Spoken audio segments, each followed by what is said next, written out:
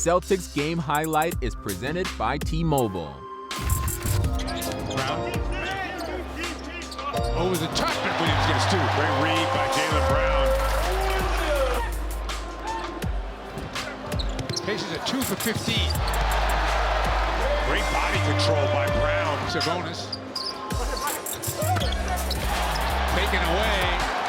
In a hurry. Get two. Washington. He blocks it once. I'm going to do it again because I like it so much. Smart all the way. Nope. Whoa! Yes! Goodness! Smart wins the race to the ball and the basket. Holiday throws it away. Lovely. That's the way he did that. Man, that's just, I'm way better than you. I know. Let me just dismiss you as I go to the cup. Last time the Pacers led in this game was 6-4. Need to see the crazy numbers for Sabonis. Big time shot, Jalen Brown. Good look on that last play from the Duncan cam on high. And it's rattled home by Brown. Tatum. For two. Stevenson with a miss. Down and out to Oh, my goodness. Tatum. Takes it. Makes it. 89 apiece, 1.8 to go. Oh, Williams the block. Richardson.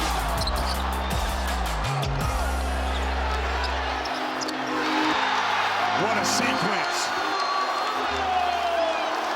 Grant Williams from the corner, his favorite spot. T-Mobile, the leader in 5G. Celtics, this is the post-game live presented by your New England Ford dealers. It took another overtime to beat a injury-depleted Indiana team, but they get the win, 101-98 the final. I am Abby Chin. He is Chris Mannix. Thoughts? Thank God that they pulled that one out, because late in the fourth quarter, you're wondering, oh, God, are they going to drop this game to an Indiana team without some of its best players? A home loss during the stretch where you got to pick up these home wins. But to their credit, they dug down deep. Jalen Brown was great throughout. Jason Tatum did not let an overall poor shooting night get him down. He stepped up in that fourth quarter. They stayed with it. They were persistent. I think that's a real credit to them. Fourth quarter woes showed themselves again, but like you said, the Celtics came up when they needed it most. Let's hear now from Jalen Brown. He caught up with Chris Forsberg after the game. A team-high 26 points, pulled down 15 boards, and dished out 6 assists. All right, Jaylen, another close game. You guys almost let it get away there at the end of the fourth quarter. How did you catch yourselves and find a way to the finish line? We just made some plays down the line, made some big shots. JT made some big shots. We played well down the line and stretch on offense. But it was a tough game. You know, we got to find ways to score more points than 100. We played great defense tonight, but we got to score the ball a little better. It seemed in the overtime especially, you put an emphasis on getting to your spots, getting good lifts. Like, how much did you want to be the guy in that situation? Always accept the challenge, always trying to get better in front of my teammates. Indiana did a great job. They were underneath me and my body the whole entire game, and we found a way to make some plays down the stretch. So. You took on the challenge of Sabonis multiple times there at the end. What was the game plan with him? You seemed like you were sending a lot of different bodies at him. Right, you know, when he gets to his left hand, he's really good. So coming out, being aggressive on him, and trying to do as much as we can to keep him off the glass and don't meet his physicality. He's a physical player, and I think we did that a little bit tonight. You gave up the ball at one point to Grant there late in the fourth, I think it was, for the 3, or maybe it was overtime. Like, how much confidence do you have in Grant in a situation like that? We got to trust it.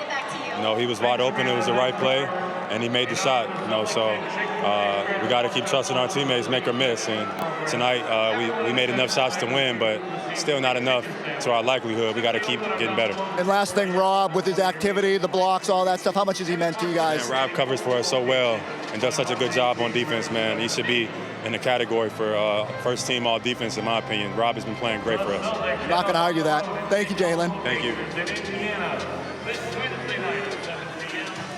After games like this, you certainly see that from Rob Williams, and it's exciting to see the potential with that. Yeah, I mean, look, he's a great weak side shot blocker. He's got great instincts on that end. If he continues to put it together consistently, he is going to be a perennial all-defensive team type of guy every single year. What I took away, though, from that interview with Jalen Brown was him saying you got to trust your teammates, basically. Like, even if you feel like you want to be the guy to take that shot, which I'm sure in that situation at the end of the fourth quarter, Jalen Brown wanted to be. He knew he was going to have Grant Williams open. He waited a split second. He did, and he found Grant with the ball. That's the only way it's going to be successful offensively. You can't beat good NBA teams playing isolation basketball. You have to be willing to move the ball around. That means trusting your teammates to take the shots. That is a big part of you probably always want to take. My takeaway was the frustration. You can hear it in his voice. Here we are again, seeing this again. And you and I, the last time we were in the studio, it was an overtime win over Orlando that was hard fought. And JB at the time said, we just got a effing win. And that's what they did tonight. We welcome in Scal now. Scal, you were on the call. What do you take away from this one? Man, very choppy game, up and down. A lot of things that we could complain about. This could be a completely different show as far as like what's going on with the Celtics in the fourth quarter. But give Jalen Brown, Jason Tatum credit for many different reasons in that fourth quarter. Tatum with the big shot, obviously. Brown with the extra pass in overtime, getting to his spots. Celtics find another way to win on a night where it just didn't look like in this fourth quarter they had the confidence going into that last 5 minutes, but found a way to get it done. Scott, when you see the offense sputtering in the way it did for much of the fourth quarter, like what changes with this team? Because we do see a lot of instances where they are playing good offense, where they're moving the basketball around. They're collecting, 16 assists or whatever it is in a half. When they're struggling the way they are offensively, what changes for them? I mean, they struggled throughout this whole game offensively, but in particular, like just going with a 30,000-foot view of the season, I think in the fourth quarter, Tatum and Brown, you got to shift it into overdrive. And that doesn't mean that those guys got to take all the shots or like I'm going to win it on my own. But everything you got to do it with more force. You guys, we did a good job with the replay of Jason Tatum getting downhill. Like he had the right intent of getting downhill. You saw Lance Stevenson slap the ball away.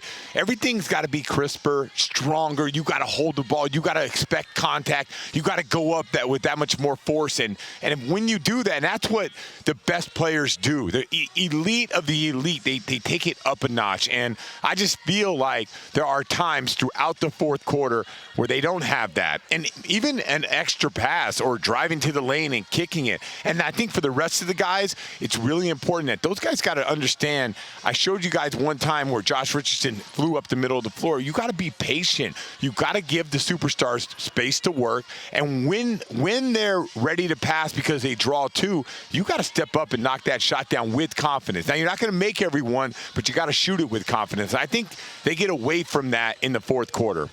Scal, 48 minutes, not enough for these two teams tonight. We get another 48 on Wednesday. How difficult is it going to be to beat a team in back-to-back games after a finish like this? The big thing about the Celtics, and I think this is every game, they got to come out with an edge. If they want to just go up and down and rest on their laurels, like that's what the Milwaukee Bucks do, or the Brooklyn Nets, and then they flip a switch, and next thing you know, this game is over. Like the Celtics are not that type of team right now. So every night they go out there, Abby, they got to play with an edge right from the start, and they got to establish almost like our back is against the wall. If they do that, they'll be okay. If not, Lance Stevenson will be strumming that air guitar, and Indiana will be flowing up and down the floor. So they got to have that toughness and that edge right from the start, and they got to maintain that for 48. Has there ever been a player that is better in one city that Lance is? Like, I can't think of it. Like everywhere else, no, it's been Chris, you in Vegas, you're much better in Vegas than you are anywhere else. Vegas is undefeated against me, but that's a different conversation. You always lose? Of course. Does anybody actually win? No. Hey, when I was there, you did not look like a loser I was there watching you. Scal, you're talking to the wrong Mannix. One Mannix is good in Vegas. There's one of us. It's not me. I don't know. I think you're undefeated in Vegas. This Pacers team, what they are right now, playing through all these injuries, playing like they've got nothing to lose, and that's tough to beat, as we saw tonight. Let's hear now. We're going to go back to Chris Forsberg. He caught up with Ime Udoka after the game. Jaylen was saying that as much as he's happy that you guys pulled out the win, that got to be more crisp down the stretch, and especially at the end of regulation. What was your takeaway from how the end of the game? Yeah, end of the game was okay. I felt most of the first half we weren't as crisp as we could have been. Felt like we were kind of going through the motions, and we talked about at halftime. not playing down to the level of our competition, playing as well as we have in some of the other teams and being consistent as far as that. End the game, their length really hurt us, and Sabonis hedging hurt us. We really couldn't figure that out, but I felt it was one of our best overtimes as far as execution, getting the shots we wanted offensively and then locking in defensively. So I did a great job there, holding a team to 98 in overtime. Do you take that as the positive that, that you guys have been in so many close games, so many overtimes, that there is progress being made in terms of tightening up when you need to? Yeah, in general, I think we defended well all night. Like I said, 98 points in overtime is pretty good overall. Defensively and offensively, I think we were very crisp in the overtime. But those are the games. I'm not going to apologize for an ugly win. Sometimes it has to happen that way, and we found a way to get it tonight where we've been on the other end lately. How's Marcus doing with the thigh after having to leave that game? It's sore. He got kneed pretty hard. He thought he could run through it and come back and try to get it loosened in the back, and it wouldn't loosen up. So pretty sore, obviously, icing it down now. We'll see what's going forward. And last thing, just Rob Williams with his defensive activity, how much growth have you seen to this point, and how important is he to what you guys want to do on that end of the floor? I mean, he's an anchor back there. He obviously, rim protects well, but he also is guarding on the perimeter, doing a lot of different things. But he's starting to read the game better offensively and defensively, I think, overall. So his growth is crucial for us, but you're starting to see steps, and the consistency is the thing I'm loving about him. Emi, thank you. Thank you.